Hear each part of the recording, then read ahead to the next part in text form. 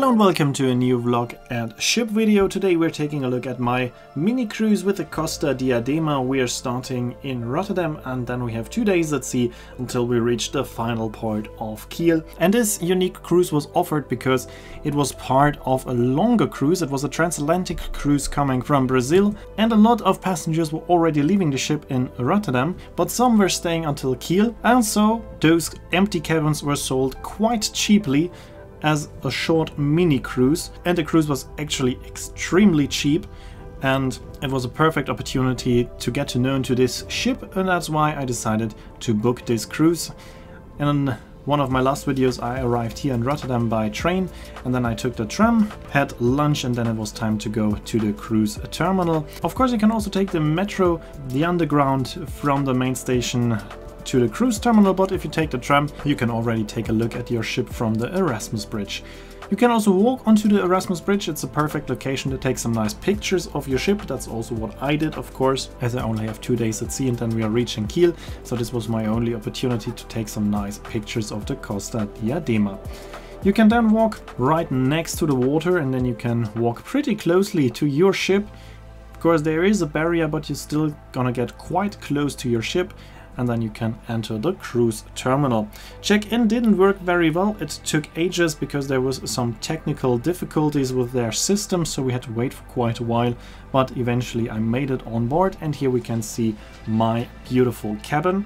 I have to admit that for a ship that was built in 2014 it looks a bit outdated. There are ships built in 2014 that look much younger and more modern.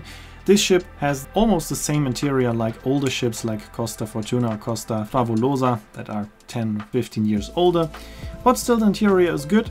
We have a lot of storage space in the cabin. You have everything you need, like power sockets, a safe, a mini bar, a proper desk. There's also a chair. Later on I changed this chair with a stool that was under the desk.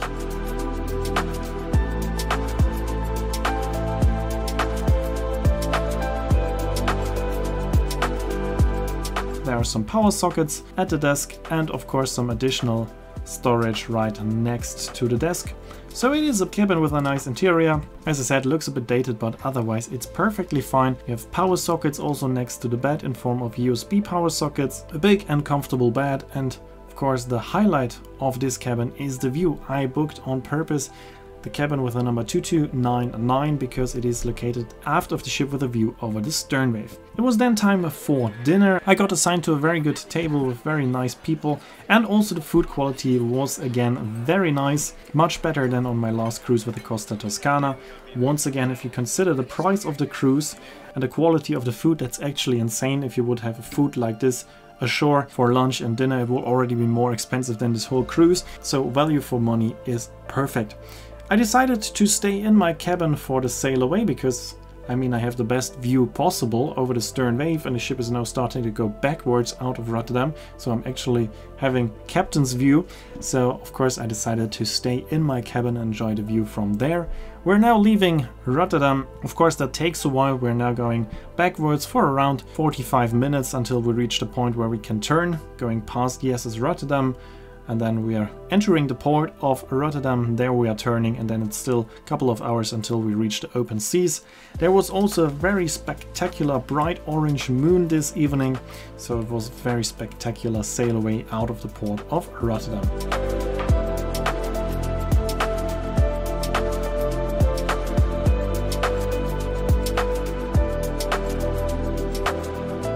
After we've turned, I had a fantastic view of the skyline of Rotterdam. Rotterdam, one of the most beautiful cities I know, one of my favorite cities, so it's always very spectacular to sail out of that city. And here we can see the sail away as a time-lapse filmed with my GoPro. Here we can also see ship is now leaving, and now we're heading backwards past the Euromast, and on the left side we can see the lights of the SS Rotterdam. We're then getting closer to the port of Rotterdam, which is the biggest port in Europe, so it takes quite a while to go through it. Here we are now slowly approaching the point where it's enough space to turn around, and then we continued sailing out of the port of Rotterdam. And that's it for day one. On the second day of this cruise, it was of course a day at sea, and of course we were already at sea. Here you can see the perfect view of the stern wave from my cabin window. And then it was time for breakfast. As already mentioned in my ship tour, I'm not a big fan of the breakfast of Costa. To summarize it, everything looks beige, so it is not a very good breakfast to be honest, but lunch and dinner is amazing. Here you can see lunch. The quality is extremely good if you consider how cheap the cruises are sold. For me, it's not a big problem that the breakfast is not so good, because lunch and dinner are anyway more important. I spent most of the day in my cabin editing some videos, enjoyed the day at sea, but I also went to the gym for a while.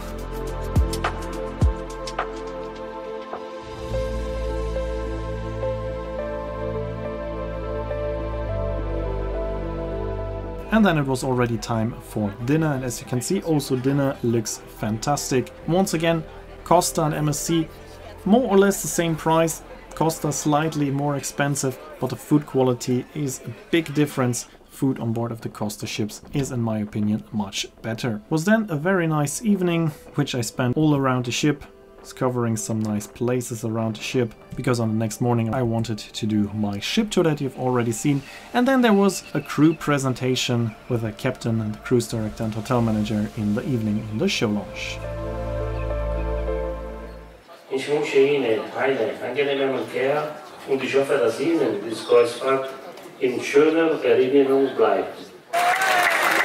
E gli ufficiali dello Stato Maggiore, our senior officers. Grazie. And after that there was a comedian that was also quite funny, of course with a very special kind of humor, but I really enjoyed it actually. Some of the people on my table didn't enjoy it, but I actually found it quite funny, so of course that's up to personal taste. And then it was time to head to bed again, and on the next morning it was yet another beautiful day. It was a bit stormy, so there were some waves, and of course you're gonna feel them quite a lot in a cabin right at the rear part of the ship. But other than expected, this cabin was absolutely quiet. I didn't hear anything from the engines, because actually I'm behind the engines, so I was very surprised by how quiet the cabin actually was. And of course I spent the day again with working on my videos, watching ships, and here we can also see Denmark in the background. So we're now leaving the North Sea and heading into the Baltic Sea. For dinner I decided to go to the steakhouse, which of course is not included, but it's worth the extra money. It was a very nice menu, a very nice steak. Really enjoyed my stay there.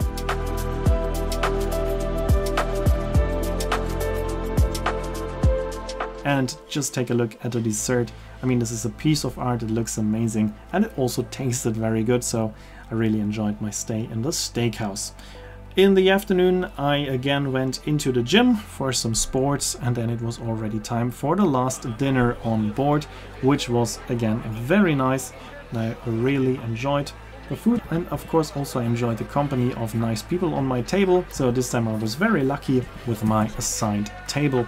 And there was something special, even though it was just a 3-night cruise, there was a crew presentation in the restaurant, and that of course was because this was actually a cruise that lasted for 2 or 3 weeks, even coming from Brazil. But of course I could also enjoy the crew presentation, but then I left the restaurant a little bit earlier, even though it was the last evening and I had some very nice people on my table, but I didn't want to miss the color fantasy that was passing us in quite close distance. This is a color line ferry going from Kiel to Oslo in Norway. We passed her at the perfect time with some very nice evening light, the golden hour, so that was a very beautiful sight. It is also a very interesting and beautiful ship. Even though it is a ferry, it is more like a cruise ship where you can take your car with you. And if you don't know how the ship looks like inside, make sure to watch my ship tour of the sister ship Color Magic. So that was a very beautiful moment, seeing this quite unique and beautiful cruise ferry passing us in quite close distance.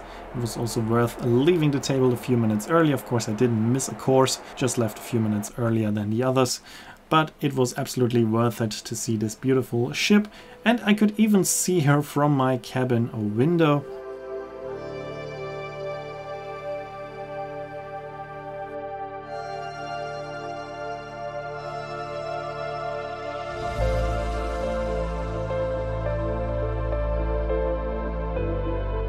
Then there was a fantastic sunset, so I decided to go up to the open decks, but I was a little bit late, the sun was already down, so I decided to go back down into my cabin. There was a show in the theater, it was a music show, so I decided not to go, but it turned out that that was a bad decision. Of course, you can watch the shows also in your cabin in the TV, so I was working on the videos and watching the show, and actually the singer was amazing, and I was a bit sad that I missed it. Would have loved to see that in person, because it was actually very, very good. But then later on in the evening I had to go back to the public areas because we were passing the Storebeltsbrun, the Great Belt Bridge. And that is always very impressive to see, and I'm highly recommending going up to the sun deck, preferably the highest point of the ship that is accessible for you whilst passing the bridge. As you can see, there's not too much space left, it's always very spectacular, you can take some nice pictures, so that's why I always recommend going up to the public areas and the highest point of the ship when passing this bridge. You're always passing the bridge when you're coming from the North Sea and heading to some German ports, for example, in the Baltic Sea. If your next port of call is Germany and you're arriving there in the morning, you're usually passing the bridge around midnight. On most ships, also here on the Costa Diadema, you can use an app even without buying the Wi-Fi access to see where the ship is at the moment. That's available for everybody on the Costa app.